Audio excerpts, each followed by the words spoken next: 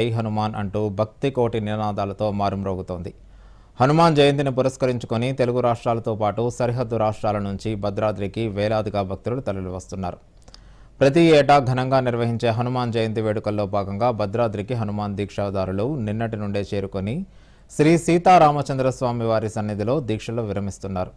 కాగా భక్తులకు ఎటువంటి ఇబ్బంది కలగకుండా ఆలయ అధికారులు క్యూ లైన్లను ఏర్పాటు చేశారు. మా పేరు భరత్ చంద్ర అండి. మేము అందరం కరీంనగర్ నుండి వచ్చాము.